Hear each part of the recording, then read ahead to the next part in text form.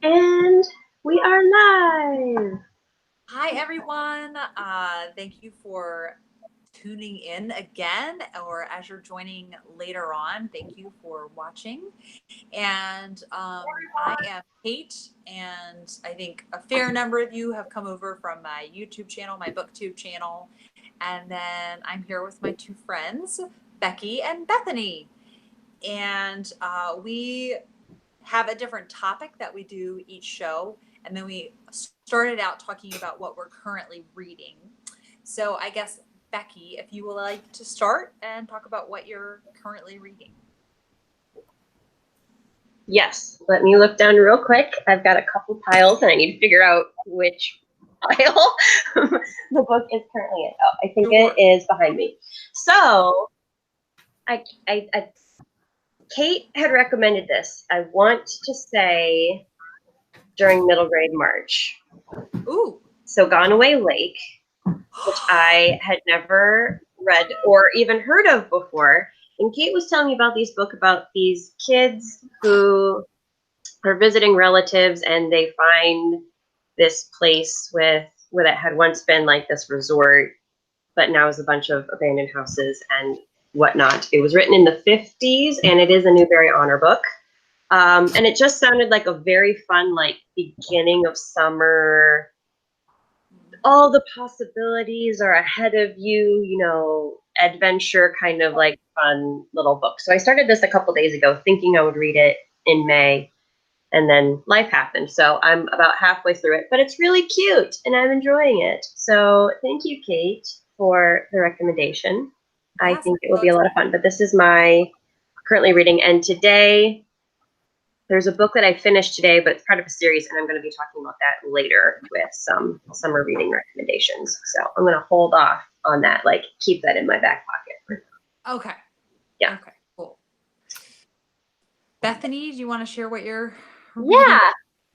I'm reading, I'm still, okay, the only physical copy, I'm still working my way through, which actually right now I've been doing really good because I set a goal for like 8 books a month. And then once I hit that goal, I go back to this, which is really, it's a weird way to read books. But it's been jumpy with the characters. So you've got different character stories going on, and they're all connected, but they're separated too. So I'll get attached to one character, and then it'll switch viewpoints, and I'll be like, okay. And then I won't pick it up for a while because I was getting momentum with the one character, and then now I'm like, okay, I've not interested in this other character. I want to know what happens with Lada or whatever, So yeah. I've got a system now that I've got little these little post-it note things. So each day I try to get to the next post-it note. And I've been like, I'm over halfway through. So usually I find that when I get to that like halfway point in a book, once I'm through it, I just like zoom through the last half or last quarter of the book, whatever it might be. I just got to finish it. So it's going well. I've been doing like 100 pages, around 100 pages a day for the past couple of days. So I was like, hey, I'm getting somewhere, because I feel like it's going to be, I'll be like 90 and I'll still be holding up a suitable boy. I've been reading it for 30 years. But I'm also reading Death at Wentwater Court. Oh, gosh. I needed to look up the author of that one. Okay. Carola or Corolla? How do you say that? Carola Dunn. Yeah. It's like Carol with an A on the end. It's really pretty. Yeah. Mm-hmm. So that's the first in the Daisy Dalrymple. Kate, you've read those, I believe. I think I read the first 4. Okay. I think the first 4, yes. So I don't know how long the series is, but it looked interesting. It looked fun. Summery, maybe. So, yeah. And then continuing with the Betsy Casey series, I think we're all doing those, aren't we? Yeah. Yeah. Betsy and Joe this month. So that's what I'm reading right now. Excellent. Yeah. So I would try it in the month of May to like whittle down my currently reading folder on Goodreads. Your vlog was amazing. So much fun. Thank you. And I mean, I was somewhat successful, but I thought like over the course of the month I was gonna knock it all down, and now I'm like, this is turning into it's gonna be my summer project to like get rid of all of that, and I'm okay with that because I want to also have room for like other reading. So right now I'm reading The Firebird by Susanna Kearsley. So good. It's so good.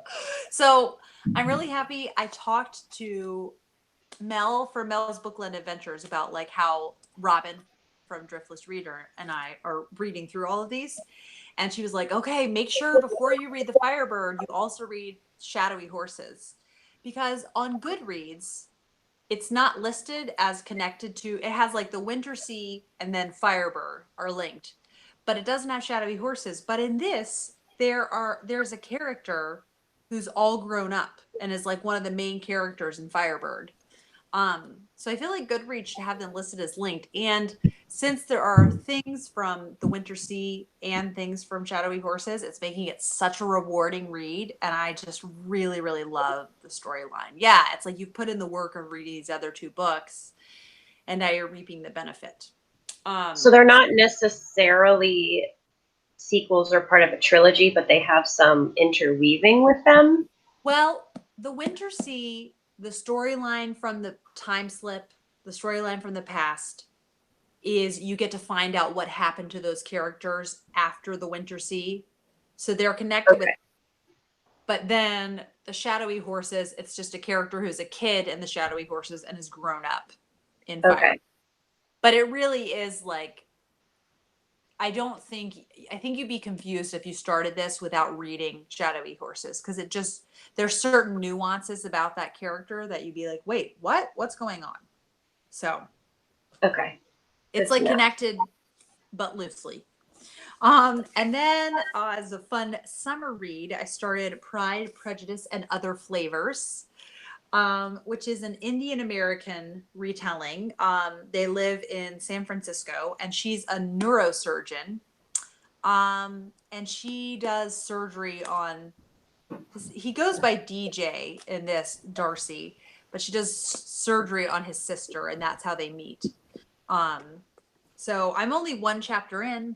So the jury's still out on it because there was like a really crass part, and I was like, whoa, I was not expecting that. So we'll see if that's kind of like the general feel of the book. It's just not for me, or if that was just like kind of a non sequitur, and then I get on with it. But I would like it because it would be very fun for summer. And then The Last Chronicle of Barset, I just started. Yes, it is 874 pages. So long.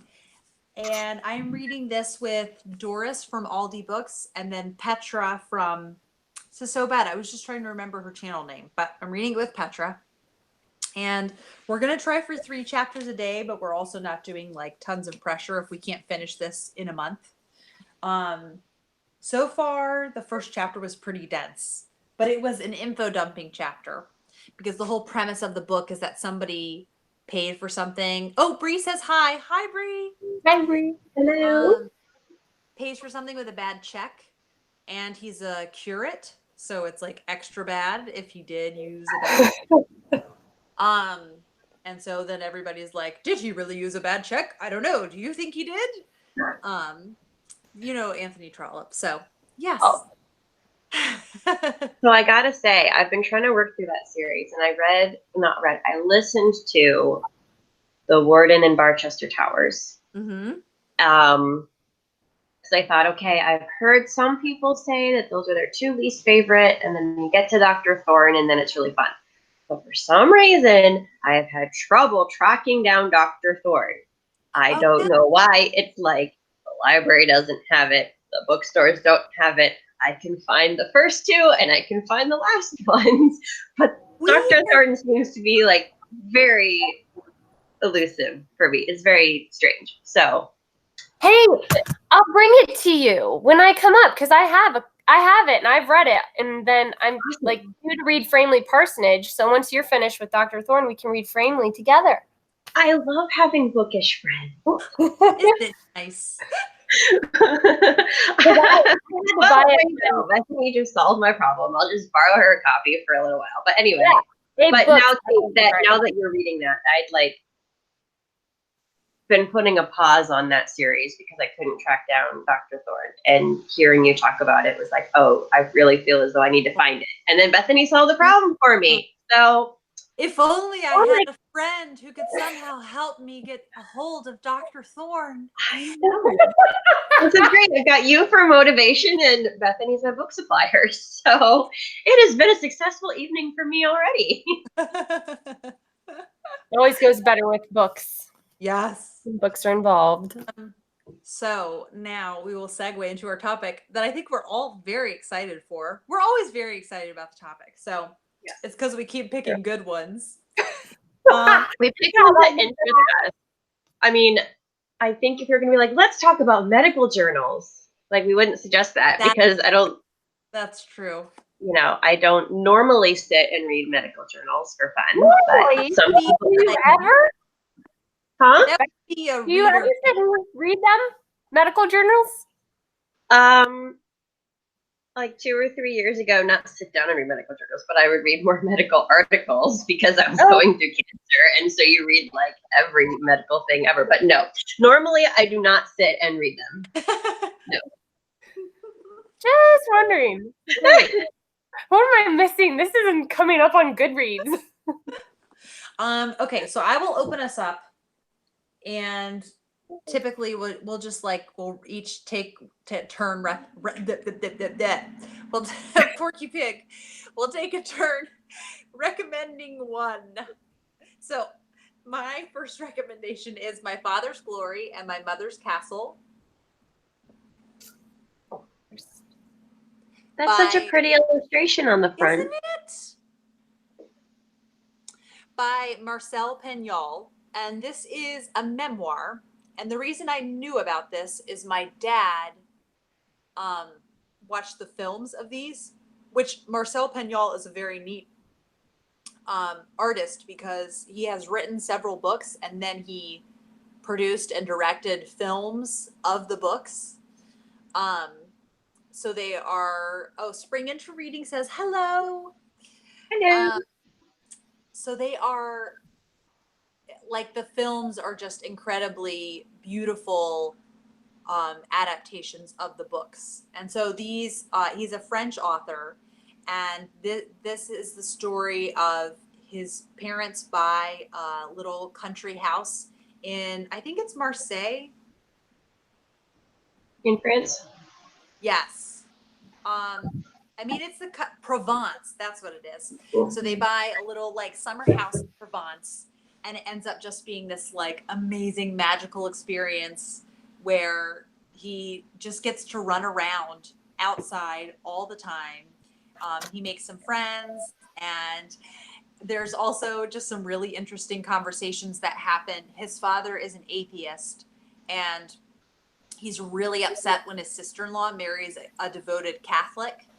And so then they have all of these interesting discussions, and like the brother-in-law doesn't drink wine, but then they also are really fond of one another. So they like frustrate each other, but it's family. Yeah, so they're just written really beautifully, and yeah, they're so beautiful. So yeah, My Father's Glory, My Mother's Castle. And they go there for the summer. So that's why it makes me think summer. Bethany, would you like to go next? Sure. When I was thinking summer reads, the first book that came to my mind was Miss Pettigrew Lives for a Day. I mean, it's just like, I think I read it during the summer too, which probably prompted that a little bit, but like, it's so much fun. It's a book about, she's a governess, Miss Pettigrew, and she goes out for what she thinks is a job as a governess, and turns out that she ends up in like the wrong place or something. There's some sort of a mix-up, but the girl that answers the door just kind of grabs her and sweeps her away into this whole, what's a good word for that? Like, caper? Other world. Chaotic. nightlife. I don't know. It's Yeah. larger than life. Larger than life whirlwind day, and it's nothing like she's ever had in her life before. And like the illustrations, I don't know if you can see that, but they're so much fun. I don't know. And the it's literally about a day. It's a day in the life. It's the chapters are like timestamps, I think. Yeah, they are. Isn't that fun? Great. I mean, it's still like it's when you think summer and you think like, okay, just light, easy, breezy reading, very not hard commitment. You don't have to make a commitment to this book, but you'll end up reading it like one day because it's so much fun. And you're just like, oh, what's going to happen next? What fun thing is going to happen next? I just felt like that the whole way through. And I think, I mean, it doesn't have a lot to it, but it doesn't need it. So I don't know. I thought it was fun. I also like when to convince one of the boyfriends that there are like no other boyfriends of like the lady she's there for, she starts smoking cigars in front of him. He's like, whose cigars are these? And she's like, they're mine. Yes. I smoke cheroots. What was that girl's name? It's like Miss starts with a LaFosse. D. It's like I don't remember what her name is. It wasn't her real name, but she just like uses it because it's fancier and she's an actress. Yeah, it's everything I see says Miss LaFosse, but I can't remember what her first name was. I remember it was really unique and fun. I think it's really special too that it's a book about a woman in her 50s. Yeah, Like I love that about it. Yes. Oh yeah, it's great. It's so much fun. I want to read it. Yeah, I need to reread it like this summer now. I'm like, oh, we're gonna have stacks of books. It's gonna be bad. Yeah. Go ahead, Becky. Sorry. No, I was just going to say, I am tempted to leaf through mine, but I lent it out because I recommended it to somebody and they asked if I could borrow my copy and I said yes. So I know they are either currently reading it or just finished it. Like I'm not worried about getting it back eventually, but it's not currently on my shelf because I was like, here, this is something fun. That's awesome. Definitely. So I can give a summer recommendation. I had picked these up. My husband had recommended these to me,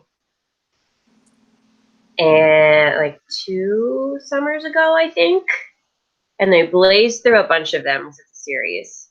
And so I just associate these with summer, but also, as you were saying, Bethany, I feel like summer reads, we just tend to want something like lighter and fun and, you know, not academic. It's not the school year unless you're in Australia. And, or, you know, but most of us aren't in school. It's not fall, whatever. So if you want something fun and something that's a little bit different, this is a manga series that is so fun. And Kate, I think you would really enjoy these. I am intrigued. Really.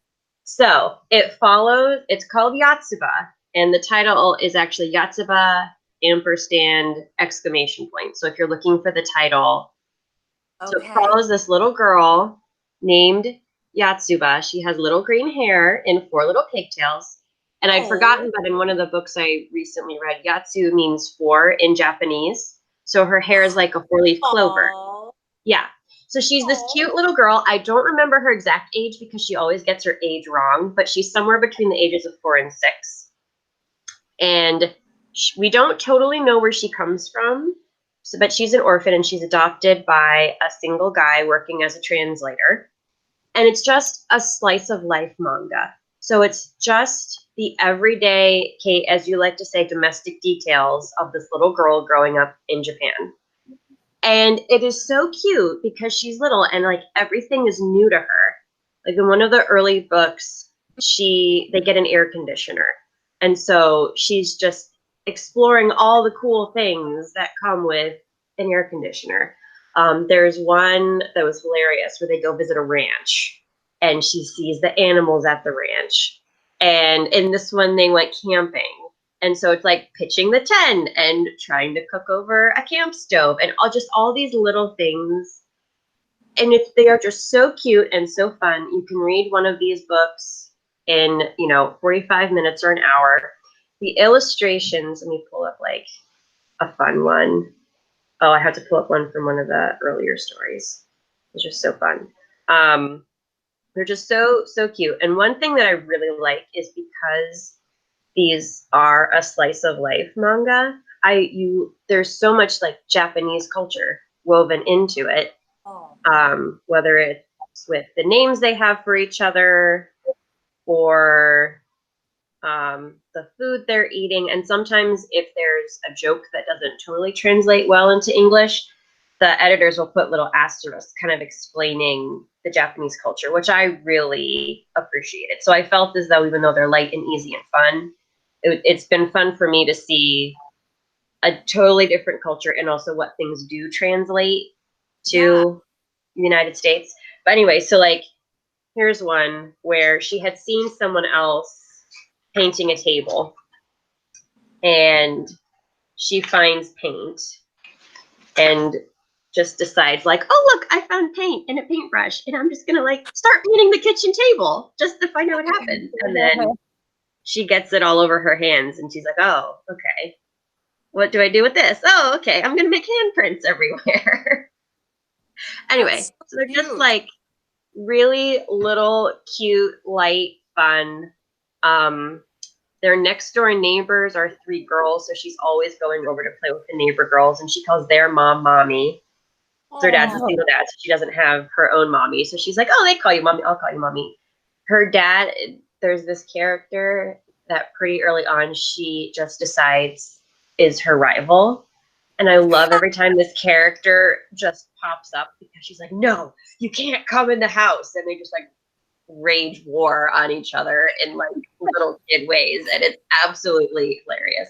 So yes, like light, fun, summer. I mean, they go by so quickly. The illustrations are fun. All the little like cozy details. And it just follows this adorable little girl.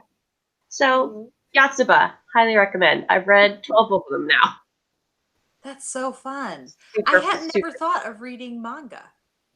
Yeah, I think I've been doing a reading challenge and I was trying to read either something that had been translated or something from a culture I wasn't familiar with. I forget now what the prompt was. And my husband was like, you should read a manga. And I was going through chemo at the time, so I wasn't able to concentrate very well. And he was like, it's got pictures, it's light, like you'll be able to track it. It's not going to be super heavy plot.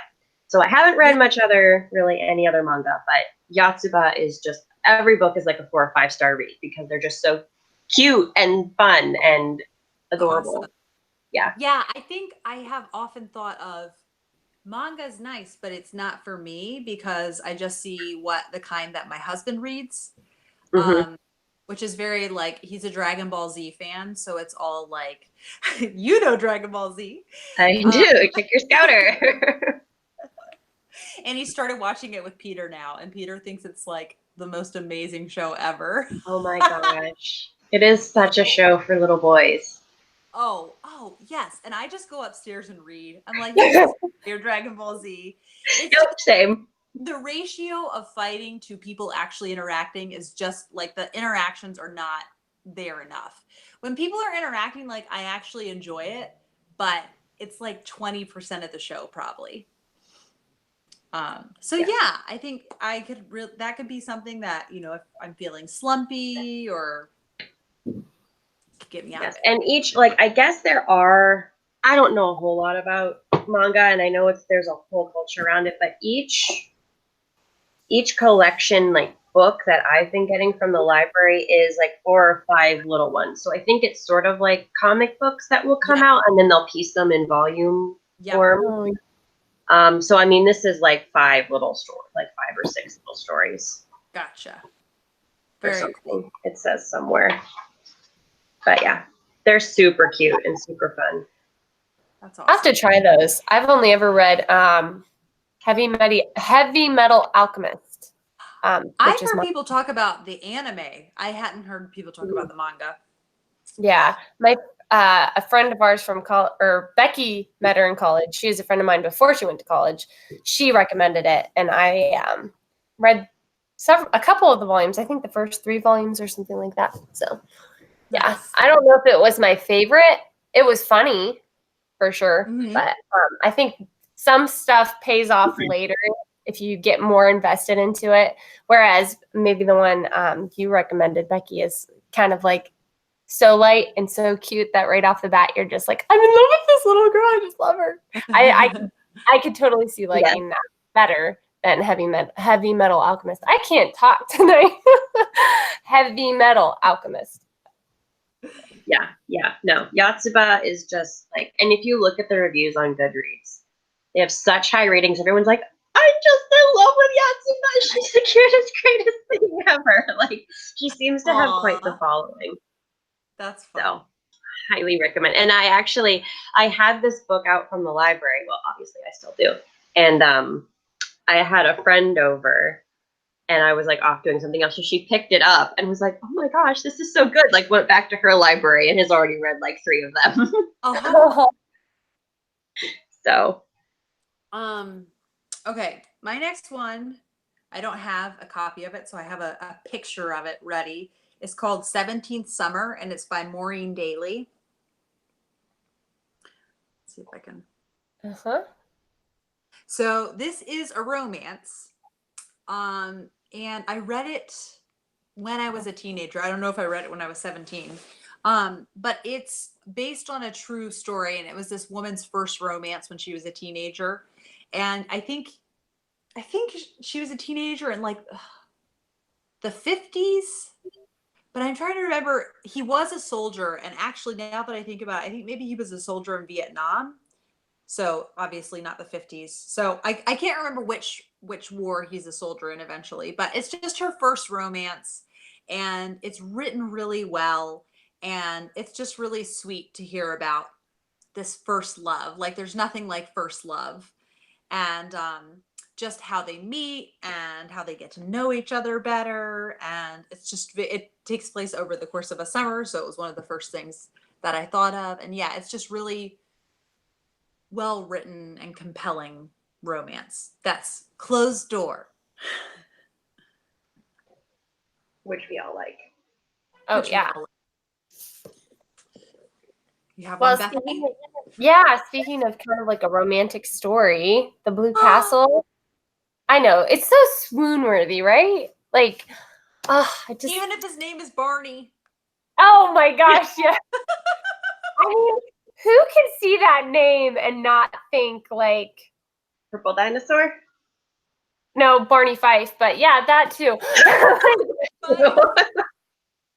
I mean, yeah, there's I can't think of one fictional character with the name Barney who was like some big strapping like male hero figure in anything. Yes. I mean, Barney was big maybe in strapping in, the cartoon, but he was a dinosaur that was purple. So but this book, for any of you who haven't read it, is about valency, or there's 2 different ways to say it. I say valency, or valency is a scientific term. That's okay. Okay. So people either say valency or valancy, and she's kind of a doormat type of girl for a while. She sort of lets everybody make decisions, and she just kind of goes along with everything. And she has a lot of strong-willed relatives in her life, and she's not married. I believe she's like 28, maybe 29. 28 or 29. She's towards the end of her 20s. Yeah. So she's kind of at the end of her 20s. They've all sort of like written her off as an old maid, and she gets a letter about something to do with her health, and she just completely decides to turn her life upside down and not take anybody's decisions for her life, to just make her own. And it's the best. It's so great to read. I don't know. It's amazing. So if you want to read a story where you just feel like you want to be able to get behind the character, get a little romance, enjoy a character changing, throughout the course of the book and becoming stronger, becoming more her own. Oh, this is the greatest book. It's Ella Montgomery, and she's more noted for like Anne of Green Gables. And I'm trying to think of when I actually heard of this book, because it wasn't on my radar. I mean, I grew up with Anne of Green Gables, but like the Blue Castle. It wasn't like one I saw laying around anywhere. I had to go to a different library that's like out of town for the library book. And then I ended up buying it because I loved it so much. So, but yeah, I was like, if you haven't heard of it, I don't blame you because I hadn't either. But now that you've heard of it, you should go read it because it's amazing. Yeah, it was through the online book community that I started hearing about her other books. Yeah, and she's got some wonderful ones. I mean, I had only been familiar with Anne of Green Gables, but like the Blue Castle is like one of my favorites now. And Jane of Lantern Hill too. I had never heard of that one either. Oh, so good. And those are not in a series. So if you're feeling like, oh, I want some Ellen Montgomery, but I don't want to have to commit to like a long series, go for one of those because they stand alone and they're the Ellen Montgomery experience. Although, is Jane of Lantern Hill an adult book or more middle grade? It's middle grade. Okay, that's what I was thinking. But this one is adult, so. Now, Bethany, what do you think about Mistress Pat and Pat of Silverbush? Do you like them? I liked who is the cook? What is her name? It's this really unusual name. I liked it, but there's this one character in it that she makes the books because the rest of it is kind of like, it's kind of the same formula. 3-star. Yeah. She kind of and I'm finding this to be true in her short stories, especially when you guys get the books we're passing around. You'll see all my notes be like, okay, here we go again. Ellen Montgomery, she's got a pattern, she's got a formula, and she takes the same plots and kind of rewrites them with sort of different colored characters, but very minor tweaks to them. So it's so similar. But if you wanted to read Anne of Green Gables and you were like, well, I've read it so many times, but I just love that feeling that, then you could go for one of her other series and you'd still get that, but you'd get a little bit of a different flavor, I guess. It's all pop, but it's just different flavors of pop. I don't know how to like describe it other than that. They're very similar, all her stories. So. That's soda for people who aren't from Ohio. Oh. Yeah, soda. You know what's funny is in Mississippi, I grew up and everything's a Coke. And you say, do you want a Coke? And people say, yes. What kind? Yep. Coke. Yeah, my thing with Ella Montgomery is I'm so particular with her. Like, since I have read Jane of Lantern Hill and I've read The Blue Castle and I know how great those can be, then I'm really dissatisfied and stingy with 3-star reads. So like Magic for Marigold, I loved Marigold, the character of her, but it was all the other characters. I was like, why are we spending so much time with these people? So yeah, I think I'm having trouble like forming words, but you're right that she has a formula. And so I think she can fall back on that because she was relying on that for income. Yeah. That might be the great trick. Yeah. Because if she would have, I feel like she has such great writing skills. I'm like, why is she just using the same plot over and over and over again for these short stories even? I'm like, why isn't she branching out and trying new things and doing something different? And, I didn't even think about writing for her income and knowing, okay, this formula seems to be working and let's stick with that. Or maybe it was her favorite thing to write about. I don't know. Or maybe the short story was the original one and she was like, oh, I really liked that idea. I want to flesh it out a little bit more and do a whole book. So I'm trying out The Tangled Web this month. I read that. It wasn't my favorite. I don't know. I'm sorry. I'm like, no, I'd rather, here's what happens. Often if I go in with low expectations, then they're exceeded because I'm like, oh, I thought it wasn't going to be that good. Yeah, you might. Yeah, I don't know. I just remember thinking I was just kind of like, it was okay. I don't remember vividly like a reason for like feeling but I felt about it. If that makes any sense. The bookish community. This is what we do. We love it and gush about it, or we feel like the mom in Despicable Me. Yeah. We watch Despicable Me a lot in my house, so yeah. Sure. Eh. Oh, all right. Becky, do you have another pick? Oh, I've got lots of picks. It's just going to be what Me can we get? girl, So I will try to blaze through. So I was trying to pick things that you guys wouldn't pick. So I did my manga. Now I have a nonfiction. Heyo. Yes, I know, because we talk about fiction so much in our discussions. But this is We Took to the Woods, which used to be, it was published originally in, I want to say, the 40s. It may have been the late 30s. But We Took to the Woods by Louise Dickinson Rich. It's written by a woman who had lived in the city for a while, and then she and her husband decided the city was not for them, and they moved to Maine and just like bought a house in Maine, and they took to the woods. quite literally. So, her husband later passed away, leaving her with 2 little kids. So she started writing as a way to support her family. So, as she's living in rural Maine, she started writing this, and each chapter are questions that she frequently got. So the first chapter is, why don't you write a book about her experience living in rural Maine? And then some of the other chapters are like, how do you make a living while living in rural Maine? Or like, aren't the winters really cold? Or aren't the children a problem? Like, oh, you're not, or what else was in here? So there were some really fun ones. Don't you ever get bored? So they're just like really fun vignettes. I feel like if you're the kind of person who enjoys the Little House books, just like the details that you have of like roughing it on the prairie, if you would enjoy learning more about roughing it in the woods, having, getting your own food, and anyway, and if you just want to learn more about rural northeastern America, this book is very popular in New England. In fact, I had to order it because this book used to be pretty popular across the United States, like when it was first published, and now it's a lot harder to find in certain parts of the country.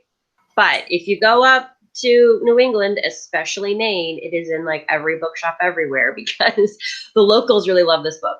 Also, if you are the kind of reader where you're very practical and you're not an Anna Green Gables dreamer type, you just want to be like, this is how we do this very practically without it being too technical, this is going to be more the book for you. So if you enjoy things like Swiss Family Robinson, or like those more like Robinson Crusoe type books, this book is going to be more for you. And Kate, again, this has lots of domestic details in it, including all the many forest animals that they have as pets.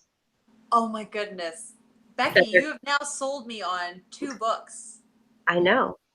Out of probably and they've got fun pictures in here too. Let me see if I can find a couple. So here's like falling pine trees after a hurricane.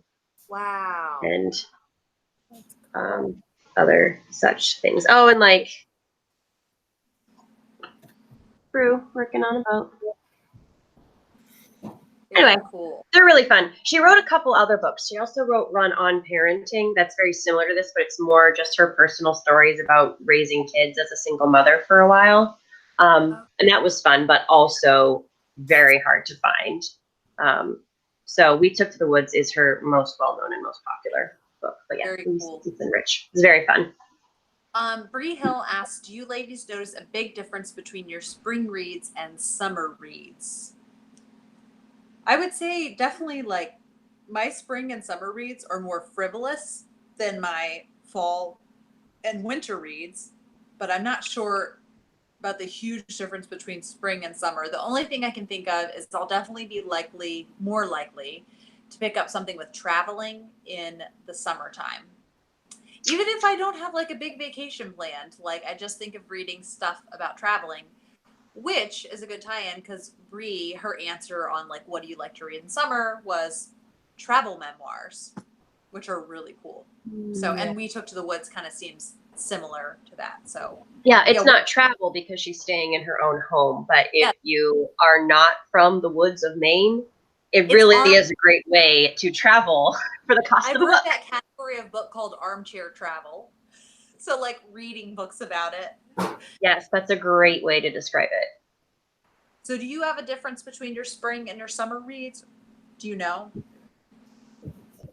I definitely go more chick lit in the summer. Like I just want like fast, fluffy, fun, a little bit of drama, quirky characters. Like give me a book that's about 275 pages.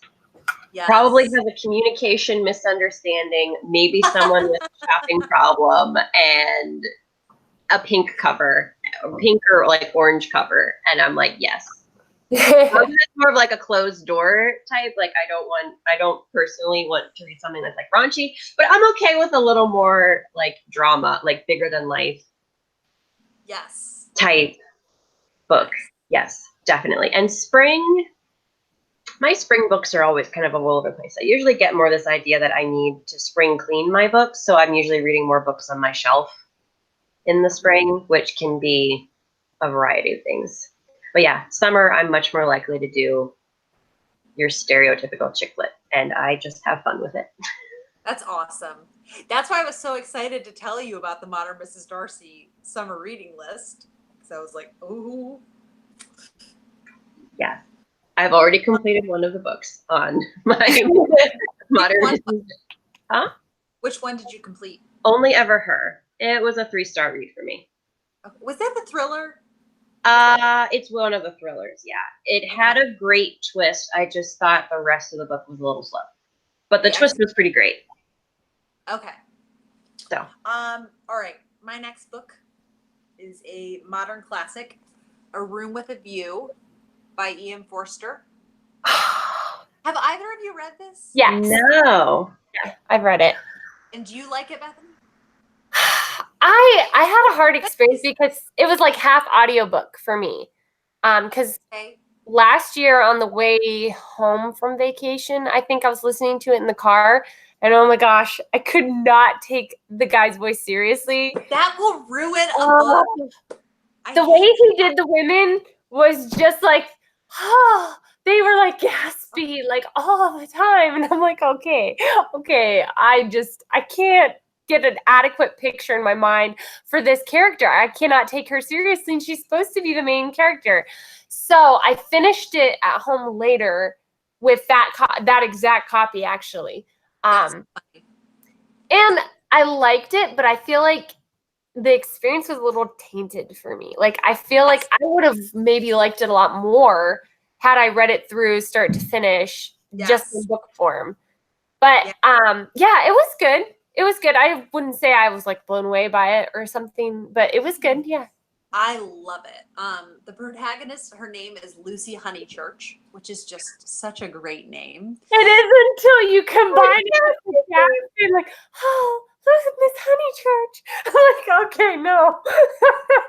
Don't. I know the narrator ruined it for you because I listened to the audiobook and it was a woman and I can't remember who it was.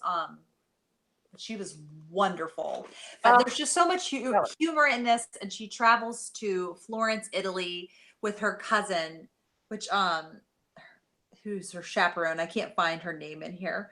I was trying to think of it. She was great. Yes. Oh, Charlotte Bartlett. And there's just so like Charlotte is constantly worried about decorum and being proper. And then there's a father and son, the Emersons, who come and they're kind of avant-garde. And they really like throw off the balance of the group.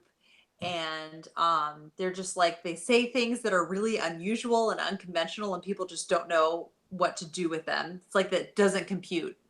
And then eventually you see her life back in England and kind of how events take place as a result of her visiting Florence. So it's just very funny and kind of over the top. And yeah, I really like it. Yeah, and like there's just lots of funny one-liners. Like when she's feeling angsty, she starts playing Beethoven on the piano, and everyone's like, "Oh, too much Beethoven for a young lady." Yeah, so it's very funny. Yeah, so I like it, and I'm worried that the audiobook was what ruined it for Bethany. I'm sorry. I have to reread it again, like after some time has passed, because I still remember it really well, like the story really well. But I think it's like the details I'm remembering. I'm just like, okay, these characters, I'm having a hard time with them because of the narrator. Yeah, but like it was. I feel like anyone who loves Miss Pettigrew Lives for a Day would really enjoy it. That's why yeah, I can totally see that connection. Yeah. Yeah. Okay. Well, Kate, you sold me on that. I'd heard the title, and I was, be honest, I was judging a book by its cover, and I thought it was going to be really bleak. I don't know why. Well, Ian Forster, like a lot of his other books are, like Howard's End. I don't think I would like any of his other books. I tried Howard's End, and it was so, I felt so distant from the characters, and like I couldn't understand anyone, and it just annoyed me. But this is like so different, and it's so lighthearted. Oh, I think it's a really fun summer read, and let's see, it's not even 200 pages. Oh, wow. Yeah. And the movie with Helena Bonham Carter is one of my, and she's like 18 years old in it. It's one of my like comfort watches. I have to watch that because I was thinking today, I was like, man, I just watched You've Got Mail. I need another comfort watch. Like, there is that and Ever After. Like, Ever After and You've Got Mail are like go-to. So good. But there is awkward nudity, and it's so funny because I was like, I was watching with Dave, and I was like, I had no idea this was happening. But it's not like sexy time nudity. It's like people are bathing in a pool, like not a pool. It's, I don't know what you would call like a bathhouse. No, it's like not a creek. Oh, I remember that scene. And so then they're like running around chasing each other, and then they other people happen upon it. Thinking nudity. Wait a minute. I'm like thinking through the book, like, okay, where? Okay, yeah, that makes sense. Okay. Yes. So yeah, as long as you don't mind that, it's a really good movie. Look away for a minute. It'll be fine. Bethany.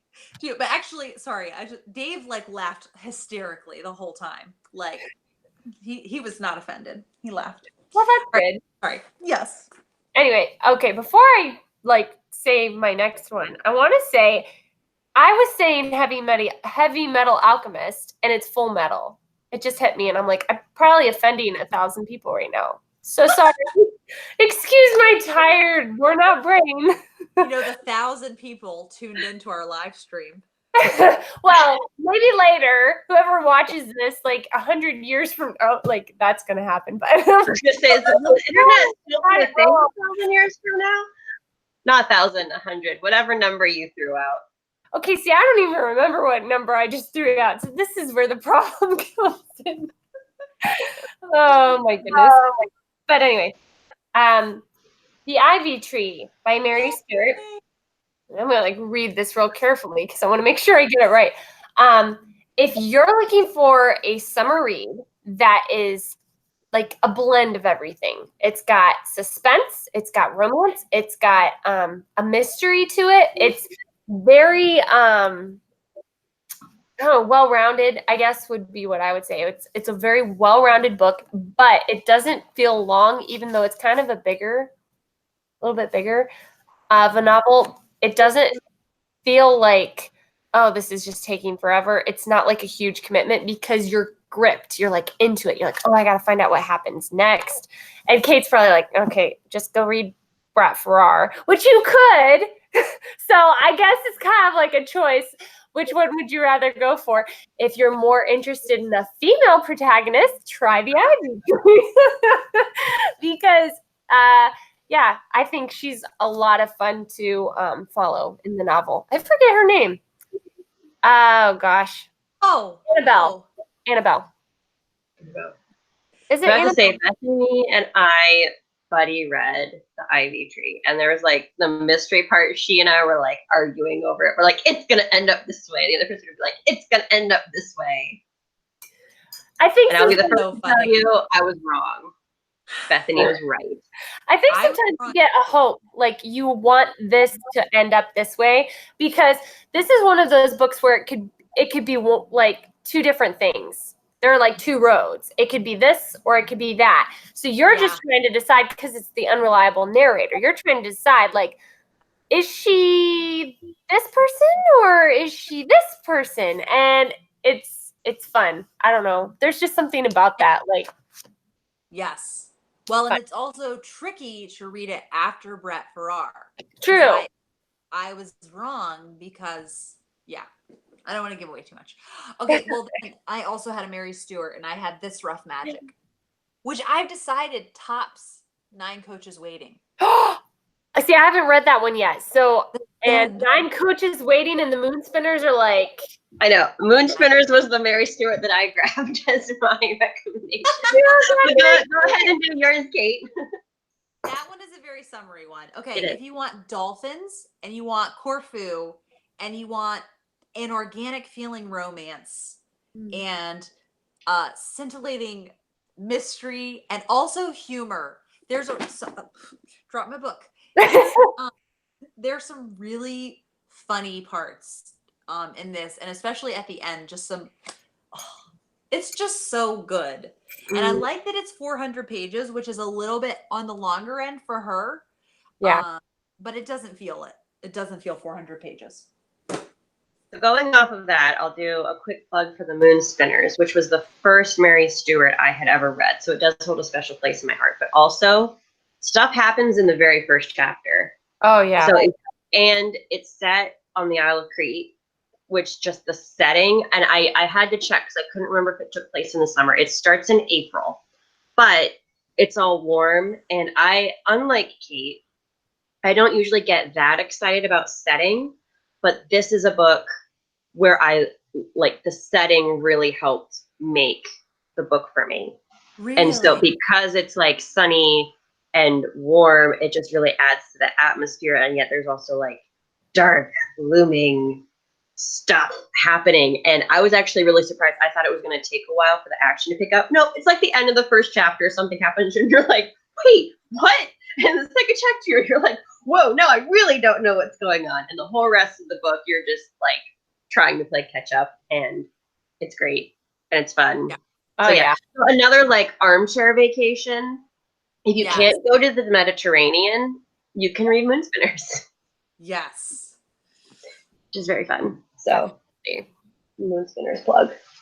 I need to buy another copy. My dad ruined mine. Oh no. Oh.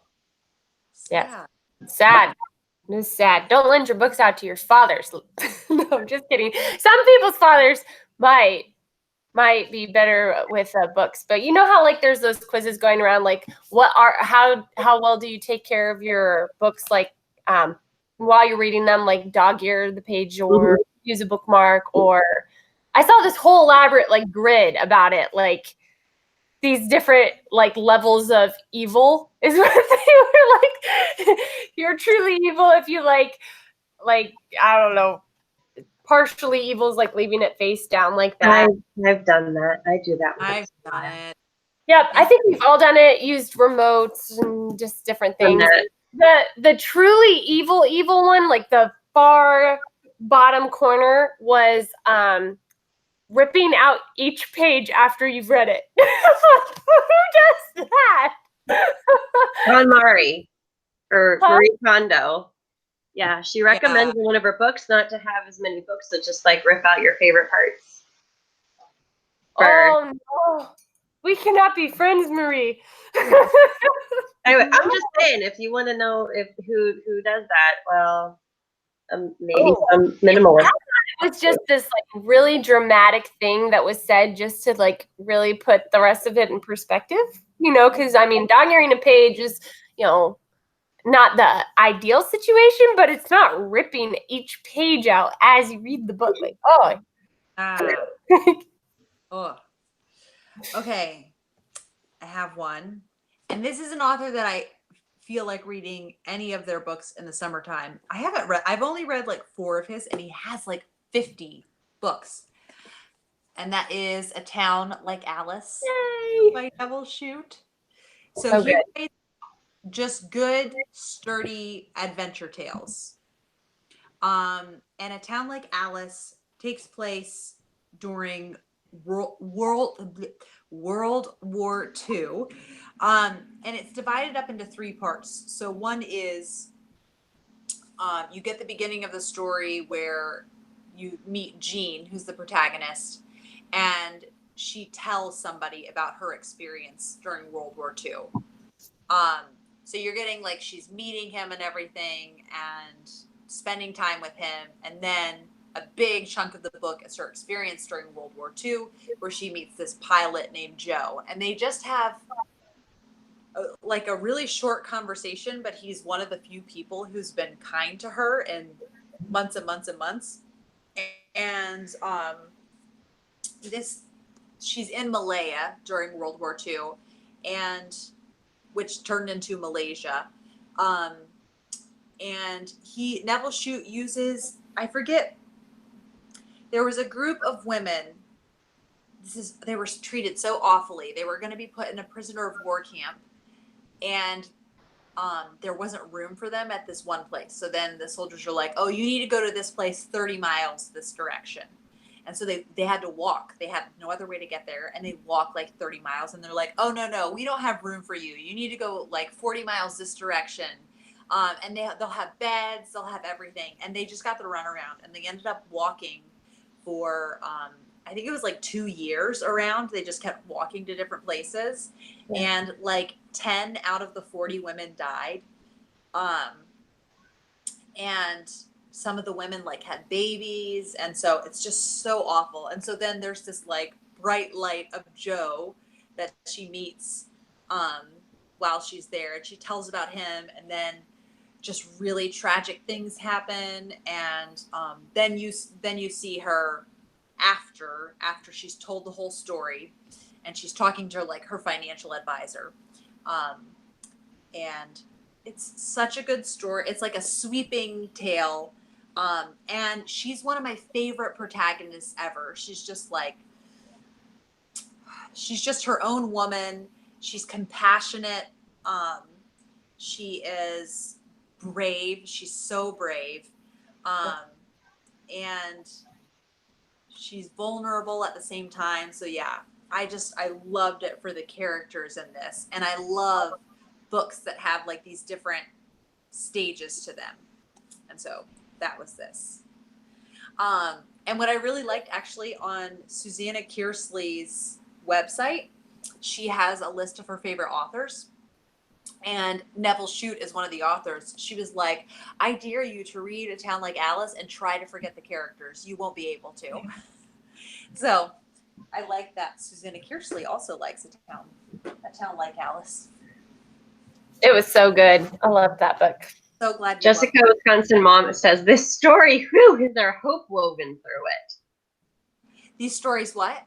Is there hope woven through it? Yes, there is hope woven through it. And I will say, if you have to have like hope in a book, this book, as you read through it, like, don't stop if you feel hopeless during a certain part, because it might not be what you're expecting. So I would not recommend a hopeless book. Yeah, no. Yeah. So even if you're thinking, oh my gosh, this is like, it's all over, keep reading. give it a little more time. And a lot of the times books like that are really rewarding when you have these really low lows. Yeah. Then they have hope in them. If you hadn't really hit the lows, just as in life, then the highs would not be nearly as rewarding. Like Someone at a Distance that I just read, even though it's not super happy how it ends, but it's definitely like it goes way low. I had like a stomach ache, like I was so tense reading it. I was really close to DNFing. I was like, I don't know, a couple more chapters. And then I was like, okay, I can do this. And then I was so glad that I read it because I gave it 5 stars. Oh, wow. You really liked it. I feel like I didn't get attached enough to any of the characters. Like, oh, so you had. Mm-hmm. Okay. Yeah, I read it last summer, and it was good. I just don't. I feel like maybe it's because I knew what the premise would be that I just sort of detached myself because I knew it was going to be hard, and I didn't want to like get emotionally like jerked around. I don't know.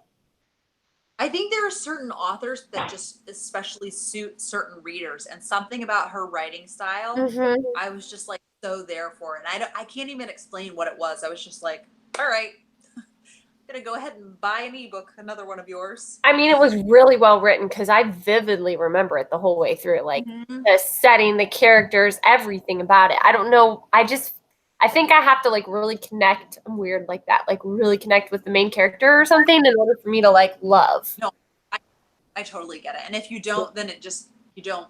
It's like 3-star book at most. Yeah, but it was good. I can totally see why it would be a favorite for sure. Good. All right, Bethany, do you have another recommendation? Yeah, I'm trying to decide. Becky, did you pick any Alan Bradley wink, wink, wink books? I did not. I was trying to use self-control. Well, I'm not. I read it during the summer. So Flavia DeLuce, we talk about her. We love her. But like, no, for real, these are great books. I mean, this one, I'm going to say this one was my summer read. The first book in the Flavia DeLuce mystery series, because some of them are actually like set during wintertime or Christmas. There's a Christmas one. But I felt like this was a great read during the summer. I was out camping, was it 2 years ago? I think is when I started these. Out in the woods camping and reading this, and it was just delightful. It was like, what else can you say? It was fun. It's a mystery. It's about a really unique, quirky sort of, I don't know, Becky could probably describe her better. I describe her as sunshine, cynicism, and cyanide. Perfect. She's this happy, she's not emo, she's this happy, extremely introverted, chemistry loving, precocious, sometimes snobby 11-year-old. I've heard her described as Sherlock Holmes meets Eloise. Perfect. She's like, yes. Yeah.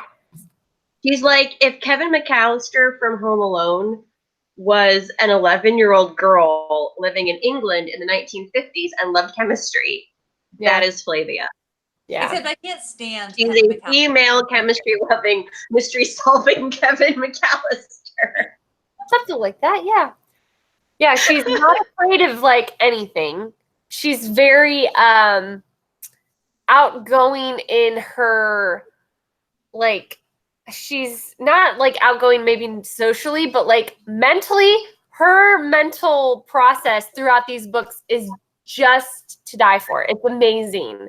It's so much fun to like just watch her as she goes through her thought processes, and like it's probably something like the manga you were talking about, Becky. Just kind of the same formula where you're watching this character and you can kind of see what's going through their head, and you're like, oh my gosh, this is so cute or funny or endearing or hilarious, whatever it might be. I just think if you want a character to love, Flavia is a great one to start your summer off with, because you would just fall in love with her. And as she, walks past somebody who she thinks insults her, she's planning on poisoning them, like fun things like that. Not seriously planning on poisoning them, but like, in her mind, it's serious. Making lists of her enemies. She's fun. She gets so excited about morbid things. Where she'll be like, this thing is going to decompose and it's so exciting because it's chemistry. And you're just like, whoa, calm down, girl. But at the same time, like, I'm so excited for you. But also, that's really dark, but really funny. the mysteries really take a back seat to her too. Like that's one of the fun things about these novels, I think, is because you go into a mystery and you want certain things out of a mystery, I think. And then you go into reading these and you're thinking, okay, I'm here for the mystery. And then Flavia's like, no, you're here for me.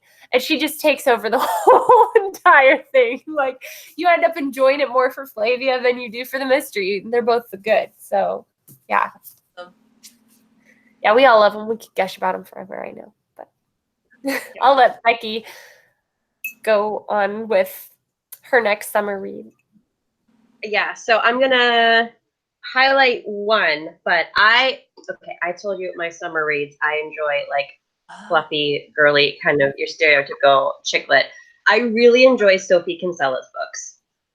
So she wrote the Confessions of a Shopaholic and the entire Shopaholic series, which followed Becky Bloomwood. They're just if you want British, quirky, klutzy, just laugh out loud, probably wouldn't happen in real life, but it's fun books. The Shopaholic books are real. They're just really fun. They got a little bit of romance, but it's more closed door, which I appreciate. But I think my favorite Sophie Kinsella book is her one YA novel, which is called Finding Audrey. It's really cute. It has all of the funny, quirky, I can't believe this happened, laugh out loud parts that the Shopaholic books and some of her other books have. But it also deals with mental illness in a way that I think is very realistic and very practical and takes it seriously while still having enough wit that it doesn't make the story too depressing. It's like very tongue-in-cheek. And it just follows this girl, Audrey, where something really kind of traumatic happened to her, and she's dealing with these mental health issues, but it's also just like laugh out loud funny. So it's really her like trying to find herself. It's kind of a coming of age story, and I want to say it either takes place during the summer or at the end of the school year. Because she was taken out of school and was being schooled at home. I forget if she was being homeschooled or tutored for a while. I will say it's a young adult book. If you are giving this to a younger reader, it does have some language in it, but I do appreciate the way that Sophie Kinsella, weaves the discussion of language and how it's used into the plot line. So it's not just using it for shock value. She's actually using it to kind of make a point and talk about some things with the story.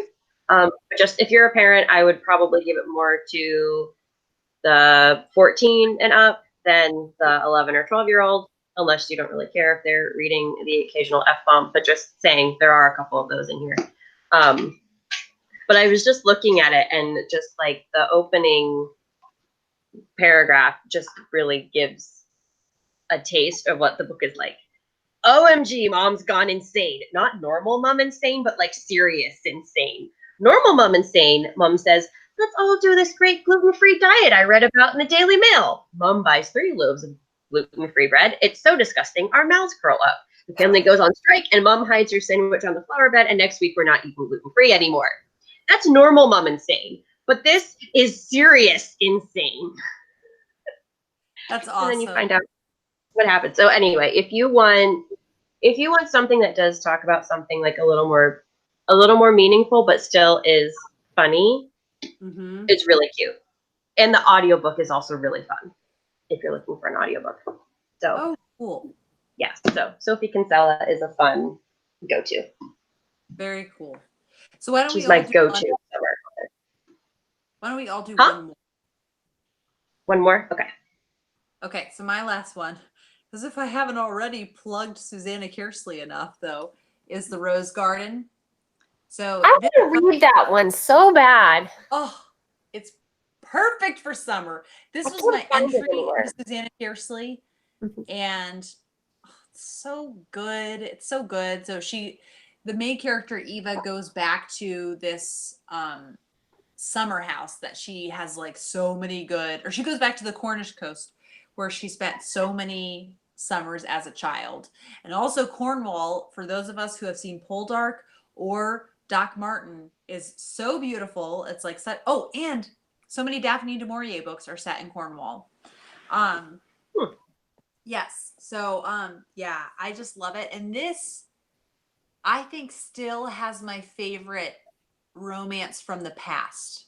My favorite time slip romance, because I have a couple that are tied for the modern day ones, but this one still. Oh, I couldn't believe how I get swoony during Jane Eyre, and North and South. I think I got swoony, and I get so swoony during these books. Like, oh, I'm gonna sit and revel in this. So yeah. I do not normally enjoy romances, and The Rose Garden changed my mind about them. Like, I know. It was really fun. She just told it in such a way. Really sweet. And there's this detail. She went to another level of swooniness in The Firebird. And whenever you read it, I can't wait to talk about it, because I was just like, I was not expecting that. I just need to process this for a minute. Yeah. I'm going to have to catch up now. I know. Okay, my last one is Miss Bunkle's book. Oh, You see that? yes. This is another one kind of similar to Miss Pettigrew Lives for a Day. It's a little bit more about like a town and their reaction to this book this sweet little lady writes and publishes, and the people read it and they're recognizing themselves in it and getting a little bit upset, and it's so much fun.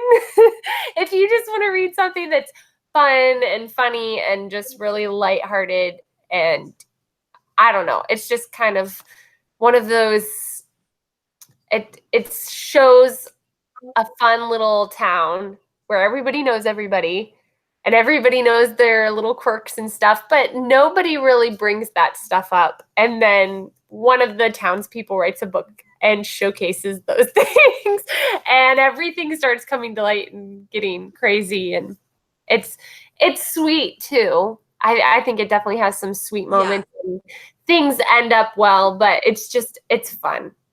It's one of those summer reads I just thought was so much fun. I agree. Now, have you read the sequel, Miss Bunkle Married? Oh yeah, that one's great too. I think you just get stuck in. Read it. It looks good. And then I think there's another one after that. Is it The Four Graces? I think it's the Two Miss Abbotts. The Two Miss Abbotts. Okay, yeah. Is that it? Okay.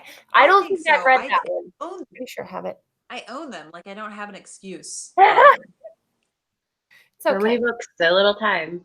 Right? Oh, you just gotta go with what you're in the mood for. That's yes. I mean, if you're doing something else and you want to read those, then you put something else aside and read those. And if you're not ready for them yet, just wait.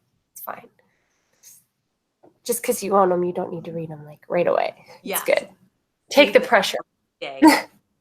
Save them for a summer, a special summer read or something. I don't know. Yeah, that's what I like. They're just great. They're just great for summer. D.E. Stevenson. Mm-hmm. Does she write something else too? I think, but I can't remember what it was. Yeah, I don't know. It's getting late and I get fuzzy. Yeah. I've got one more on my shelf that I haven't read yet. So. Okay. All right. So my last one is To All the Boys I've Loved Before, which is just, it's so sweet and it's so fun. It's another young adult. I know I'm recommending 2 young adults. I don't read a lot of YA. I'm kind of picky about my YA, but blanked on her name. Laura Jean is basically me when I was a teenager. She's like in love with all things vintage. She loves baking. Like she's just this. She is really sweet. I know, right? Like we're different. We're different in many ways, but there were just some little pieces of her that I was like, where was this book when I was a teenager? Because she's just such a homebody, and she's really shy, so she's got, a couple friends, but she's not like super popular at high school because she just wants to be at home baking. Like she doesn't want to go out and do parties and stuff. But she's had a few loves, a few crushes. And each time she's had a crush or fell in love with a boy, she's been too shy to tell them, so she's written a letter and stuck it aside. And so she's got 5 letters to 5 different boys. And one day she finds out that instead of in her hat box in her closet, all 5 of these letters have been mailed out to all the 5 boys. Hilarity ensues. Anyway, it's part of a trilogy. I think each book I read in like 2 days. They're sweet, they're fun. The books are pretty similar to the Netflix show, if you have seen that. I did not get Peter right in the books. Peter's blonde, not brunette. I was a little frustrated about that. But the spirit of them is very similar. But They're Laura making Jean, if you like Laura Jean in the Netflix show, like you will love her even more in the books, because you really get to see like her thought process and just her personality, and her relationships with her sisters is much more fleshed out in the books than it is in the show. Not to be like, oh, the book was better, but the book just has more detail. The book's the extended cut. Yeah. So if you're just looking for just something really fun and cute, this whole trilogy was just, I flew through it. I wasn't expecting to like it, and I just flew through it. So yeah, I'm excited to see the second movie, because they've signed on to make it. Yay! ooh, Yeah. excited. Yeah. That's exciting. Well, thank you everyone who tuned in live or who is watching later on. And we will be back. I already forgot that. Is it July 6th? That's our plan. As long as nothing else happens. We have busy summers, so we were like trying July to get our 6th dates done. about rereading. Yes. Yes. So All thank right. you for watching. Goodbye, everyone.